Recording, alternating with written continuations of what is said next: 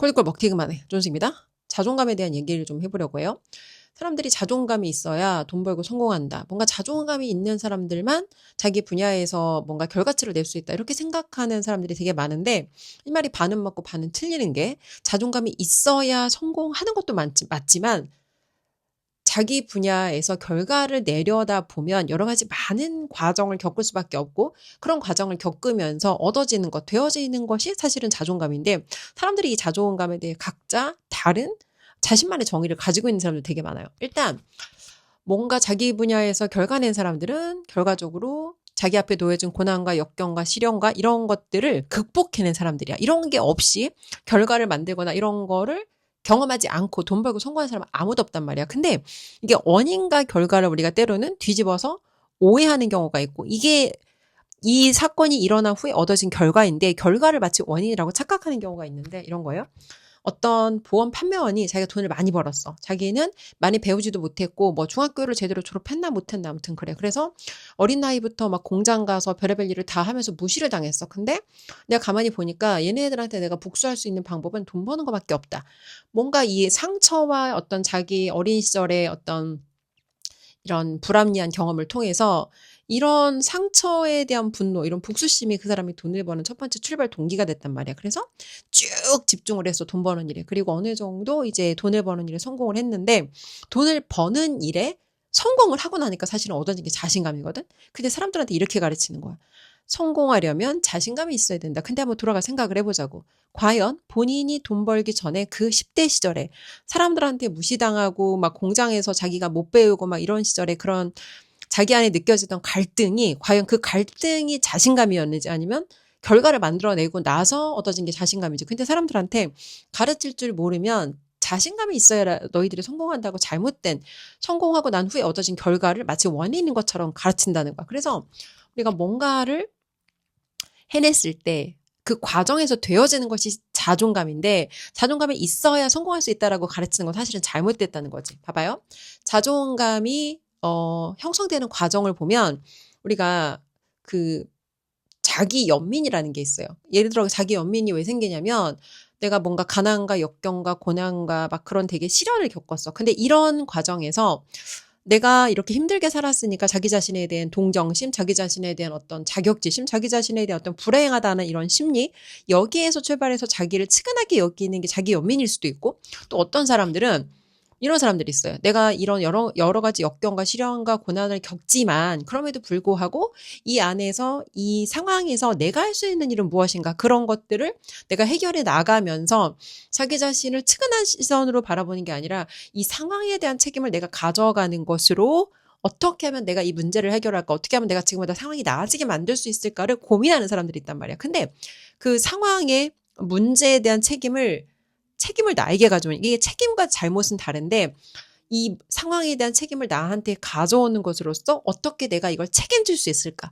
나 자신에게 시선이 향하는 사람들은 이 사람들은 건강한 자기 연민을 가지고 내가 예를 들어 그 문제를 해결해 나가는 과정에 실수를 할 수도 있고 시행착오를 겪을 수도 있어. 근데 그럼에도 불구하고 내가 문제를 해결해 나가는 과정에 분명히 배움을 얻고 깨달음을 얻고 나아질 거란 말이야. 이렇게 생각하는 사람은 건강한 자기 연민의 관점을 가진 사람이고 사실 이런 사람들은 자존감이 내가 하나하나의 문제를 해결하는 동안 자존감이 건강해질 수밖에 없다는 거지. 근데 자기 자신에 대한 동정과 자기 연민과 이런 시선으로 외부에 대한 탓, 내가 이게 가난한 배경에서 태어났고 내가 잘못된 부모를 만났고 뭐 세상이 공평하지 않고 이렇게 외부에 탓을 돌리는 사람은 피해의식에 쩔어서 이 잘못된 방향으로 이 자기 연민을 쓰게 되는데 이게 어떤 거냐면 자기 연민이라는 건 결과적으로 내 삶에 놓여진 문제를 해결하기 위해서 문제를 해결하려다 보니까 내가 찾게 되고 찾다 보니까 그 안에서 찾게 되고 그리고 이 문제에 대한 책임감을 나한테 가져오는 이 책임감이라는 거야. 건강한 자기 연민의 출발점은 사실은 책임감이라는 거야. 근데 이거를 나에 대한 책임감으로 가져오지 않고 타인에 대한 책임감, 세상에 대한 책임감 아니면 어떤 상황에 대한 책임감, 그러니까 외부로 탓을 돌리기 시작하면 이런 사람들은 찾지도 못하고 배우지도 못하고 오히려 자기 연민에 쩔어들게 된다는 거야. 자, 봐봐요.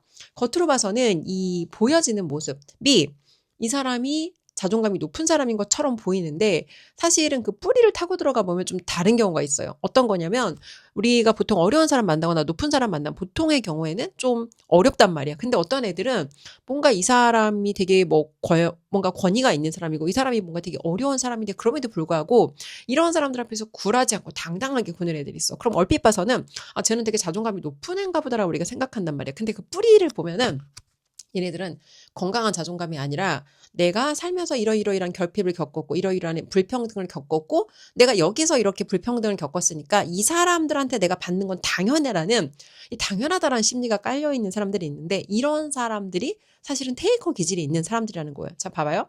그래서 이 사람들은 겉으로 봐서는 자존감 높은 사람하고 비슷하게 보이는 게 자기 주장이 명확해. 근데 건강한 자존감을 가진 사람들이 자기 주장이 명확한 건 자기 삶의 기준과 원칙과 우선순위가 명확하기 때문에 자기 기준에 따라서 자기는 선택하고 판단하고 행동하기 때문에 이 사람들의 보여지는 그 당당함은 안에서 나오는 당당함인데 이 테이커 기질 있는 애들, 테이커들의 당당함은 받는 게 당연하다라고 생각하는 이 어떤 자기 연민에 기반한 당연히 받아야 된다라는 그런 심리에서 비롯된 이 어떤 그런 모습이라는 거죠. 한마디로 자기가 안에 확신이 있어서 이렇게 당당한 게 아니라 남들한테 내가 이런 내 안에 나약한 모습을 드러내고 싶지 않고 그렇기 때문에 오히려 이런 것을 감추기 위해서 의도적으로 당당한 것처럼 근데 사실은 당당함이 아니라 당연하다라고 생각하는 뻔뻔함인 거지. 내가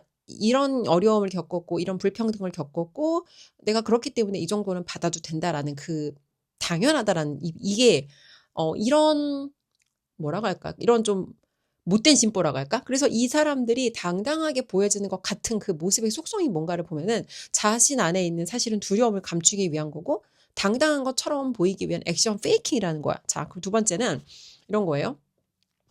감사에 대한 태도인데 자존감 높은 사람들은 타인에게 받는 거에 대해서 감사하게 생각한다는 건 나 역시도 기회가 됐을 때 그 사람에게 갚는다는 게 이 사람한테 받은 감사를 나도 표현한다는 거야. 뭐가 됐든 간에 내 한정된 자원 안에서 내가 할 수 있는 범위 안에서 내가 받은 만큼 받은 걸 당연하게 내가 그냥 이 사람의 어떤 그런 애씀에 내가 무임승차하는 게 아니라 나도 가치 부여를 하고 함께 파이를 키워가기 위해 노력하는 이런 사람인 반면 테이커들은 받을 때 호의를 당연하게 생각해. 그리고 이 호의를 당연하게 받는 거에 뿌리를 뭔가 보면은 내가 어디선가 다른 곳에서 받았던 결핍과 그런 피해의식. 그래서 내가 여기서 이런 불평등을 겪었으니까 여기서 내가 당연히 받아야 된다. 그래서 가장 의아한 사람들이 있는데 예를 들어 내가 이 사람한테 뭔가를 배우러 갔어요. 그럼 이 사람이 나보다 성공했고 나보다 돈도 많이 벌었고 나보다 나이가 많아. 그러면 배우는 사람 입장에서 내가 가서 이 사람한테 시간을 쓰게 하잖아. 그러면 내가 적어도 이 사람이 나를 위해 귀한 시간을 썼으니까 밥이라도 내가 사던가 아니면 이 사람 밥을 자기가 사겠대. 그러면은 나는 그럼 차라도 사던가 이런 기본적인 태도 뭔가 이 사람이 나한테 베풀어 준 거에 대해 나도 작게나마 내 마음을 보여줄 수 있는 그런 최소한의 노력을 해야 되는데 테이커 기질이 있는 사람들은 이런 노력을 하려는 어떤 의도 자체가 없다. 그래서 받는 거 당연하고 주는 거에 대해서는 굉장히 인색하고 근데 뿌리가 뭔가 보면은 밑바닥에 나는 이 정도는 받아도 돼라는 아주 못된 심보가 깔려 있다는 거. 자, 그런 거예요. 상대방과의 관계를 하는 데 있어서도 이 사람하고 나하고 이해관계가 있어. 그럼 그때는 굉장히 그 감사와 이 사람에 대한 어떤 중요한 사람인 것처럼 행동을 하다가 뭔가 직접적인 이해관계가 끊어져. 그럼 그때는 이 사람한테 되게 예전에 이 사람과 어떤 관계를 할 때 이 사람을 내가 중요하게 생각했던 그 태도가 갑자기 태도가 달라지는 거야. 예를 들어 우리가 뭔가 전화로 소통을 하기로 했는데 자기 우선순위에 필요한 업무를 보고 이 사람한테 약속을 했는데 이 사람은 일부러 되게 시간이 귀하고 몸값이 비싼 사람에도 불구하고 시간을 얘를 위해 냈는데 자기 실컷 볼 일을 다 보고 자투리 시간을 내서 뭔가 이 사람하고 소통한다거나 직접적인 이해관계가 있을 때는 뭔가 되게 이 사람한테 우리가 중요한 관계십이 있다라는 식으로 행동을 하다가 직접적인 관계가 끊어지면 이렇게 태도가 달라지는 사람들. 자, 그리고 제일 중요한 건 실패에 대한 태도인데 학원 하다 보면 예전에 제일 병신 같은 부모들이 자기 아이가 잘못한 거 혼내지 말라고. 왜 혼내지 말아야 되나 뿌리를 타고 들어가서 보면은 혼내면 자존감이 낮아진대. 봐봐요. 자존감이라는 거 내가 뭔가 잘못한 그러니까 어떤 뭐 잘못이라기보다는 애들이니까 실수할 수 있지. 그죠? 그러면 실수한 거에 대해서 피드백을 해야 될 거 아니야. 왜? 나는 얘를 얘가 심리적으로 위축되게 만드는 게 목적이 아니라 얘가 상태가 나아지도록 얘를 개선시키려는 목적이 있어. 그럼 내 목적과 의도가 그거라면 얘한테 내 목적과 의도를 밝히고 얘가 무언가 놓치는 부분에 대해 내가 피드백을 해야 될 거 아니야. 그래야 개선이 될 거 아니야. 그게 바로 돈을 내고 공부를 나한테 아웃소싱 레버리지하는 이유인 거잖아. 그죠? 근데 뭔가 우리 아이는 잘못한 건 혼내지 말아달래. 그러면 아이가 계속 잘못된 방향으로 가고 있는데 얘한테 피드백을 할 수 없다면 그냥 잘못된 방향으로 가도록 두라는 거잖아. 왜? 얘가 야단 맞으면 기가 죽는데 기가 죽으면 자존감이 낮아진다. 근데 그게 사실은 잘못된 자존감의 정의라는 거야. 자존감이라는 거는 이 내가 했던 실수에 대해 피드백을 받아도 나라는 사람의 가치가 낮아지면 안 되거든. 근데 얘가 혹시라도 위축되면 안 되니까 그냥 부정적인 피드백 자체를 하지 말아라. 부정적인 피드백도 아니고 있었던 사실에 대한 피드백도 하지 말라는 건데 본인이 자존감이 뭔지 모르고 자기가 생각하는 자존감의 정의를 한마디로 맞지 않는 상황이 요구하는 되게 머저리 같은 행동이다. 그래서 실패를 바라보는 그 자존감이 높은 사람들과 테이커들의 기질을 보면은 자존감이 높은 사람들은 내가 실수한 거에 대해 피드백을 받았을 때 거기에 대한 어떤 거절이 없어. 왜? 내가 실수를 한 건 사실이고 내가 실수한 거에 대해서 피드백을 하는 거는 우리가 더 나은 방향으로 가기 위한 소통의 과정이라는 걸 알고 있기 때문에 이 자체로 상처받을 이유가 없거든. 근데 테이커들은 일단 자기가 뭔가 부족하거나 실수를 드러내는 걸 너무 싫어해. 그래서 피드백을 받아도 인정하지 않고 어떻게 하나 그 태도를 보면 계속 탓을 해. 이건 이 사람 탓이고 이거는 이런 환경 탓이고 이건 이런 상황 탓이고 남 탓을 하면서 자기에게 책임을 돌리지 않는 이 태도가 진짜 자존감 높은 사람과 테이커들의 결정적인 차이다. 자기가 실제로 가치 있는 사람이라고 생각하고 믿는다면 어떤 실수 자체로 나라는 사람의 가치가 낮아지지 않는다는 걸 알거든. 내가 예를 들어 예전엔 돈을 잘 벌었는데 지금 돈을 잘 못 벌어. 그러면 내가 예전만큼 돈을 벌지 못한다고 나라는 사람의 가치가 낮아질 수는 없잖아. 그죠? 그런데 내가 예를 들어 자존감이 이런 거야. 내가 외적인 어떤 결과라든지 숫자로 나를 증명해야 된다라고 생각하는 사람들은 외적인 지표가 낮아지면 나라는 사람이 함께 하찮아진다고 생각해. 그래서 부정적인 피드백을 받을 때 그런 거에 대해서 내가 계속 변명하는 이유가 이런 피드백을 내가 인정해버리면 나라는 사람이 같이 하찮아진다는 내 안의 거절이 있는 거예요. 자, 마지막 제일 중요한 건데 어떤 같이 업무를 할 때, 프로젝트를 할 때 이 테이커가 조직 내에 한 사람이 있으면 진짜 위험한 이유가 테이커들이 얼핏 봐서는 이 무조건 테이커라고 해서 업무를 못한다거나 일을 못한다거나 그런 게 아니란 말이에요. 그럼 얘네가 겉으로 봐서는 당당한 것 같고 뭔가 목소리를 뚜렷하게 내다 보니까 똑똑한 것처럼 보여. 근데 테이커들은 뭘 안 한다? 테이커들은 책임지지 않아. 자기 앞에 주어진 책임에 대해서 책임지지 않는 태도를 가지는데 그렇기 때문에 조직 안에 어떤 팀워크가 이 사람 하나 때문에 와해가 될 수 있거든요. 중요한 업무를 하는 데 있어서 중요한 일이 있고 조금 덜 중요한 일이 있고 누구도 하고 싶지 않지만 반드시 해야 되는 일이 있단 말이야. 근데 얘네들은 테이커들은 나는 빛나는 일만 하고 싶어 해. 허드렛 일은 니네가 했으면 좋겠고 나는 빛나는 일. 그래서 딱 요거 했을 때 결과, 성과, 뭔가 성취되는 어떤 눈에 보이는 결과로 열매로 연결될 수 있는 일만 하고 싶어. 그러면 밑에서 그 노가다. 밑에서 그 빛나지 않는 일은 누구한테 하란 말이야. 그래서 이 다른 사람들이 해놓은 일들의 어떤 그런 공을 싹 가로채서 결과만 자기가 마치 만들어낸 것처럼 자기의 어떤 그런 공으로 돌리기 때문에 테이커 같은 사람이 하나가 들어가 있으면 조직의 어떤 그런 전체적인 팀워크 자체가 파괴될 수 있다. 굉장히 위험한 사람인 거죠. 그래서 결과적으로 얘기를 하면 우리가 누군가를 봤을 때 얼핏 보면 저 사람이 되게 일을 잘하는 사람인 것 같고 얼핏 보면 되게 자존감이 강하고 건강한 사람인 것 같아. 근데 그 사람 속성을 보면 사실은 자기 안에 있는 그 자기 연민이라는 걸 어떻게 내가 해석하느냐에 따라서 이거를 말 그대로 진짜 나 자신에 대해 나는 불쌍하고 나는 되게 뭔가 여기저기서 많이 피해를 입었기 때문에 세상이 나에게 주는 건 당연하다라고 이 당연하다라고 생각하는 마음에서 출발하는 사람은 결과적으로 내 인생에 일어나는 모든 사건의 책임을 외부로 돌리고 또 나한테 책임지지 않는 이 태도는 내가 세상 사람들이 나를 봤을 때 테이커적인 기질로 연결될 수밖에 없다는 거. 반면 건강한 자존감이라는 거는 내 앞에 놓여진 고난과 역경과 문제들을 해결해 나가다 보면 되어질 수밖에 없는 거고 이런 것들을 해냈을 때 내가 그 어떤 문제들에 대한 책임을 외부로 돌리지 않고 나한테 가져왔을 때 건강한 자존감이라는 건 되어질 수밖에 없는 거다. 그래서 그런 거예요.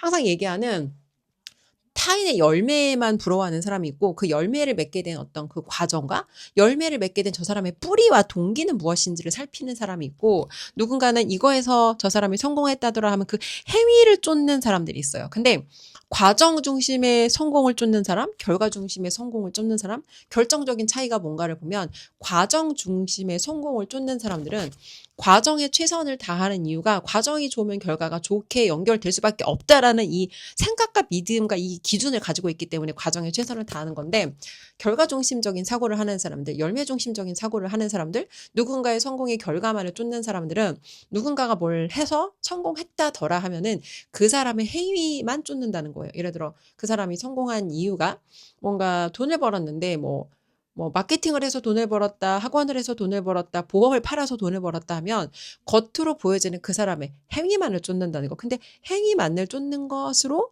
결과를 쫓는 것만으로 결과를 얻을 수 없다. 결과적으로 건강한 뿌리를 내가 정성스럽게 가꾸고 건강한 토양에서 건강한 뿌리를 정성을 다해 가꿨을 때 얻어지는 게 열매지 열매를 욕심낸다고 내가 열매를 얻을 수 없다라는 게 핵심이라는 거예요.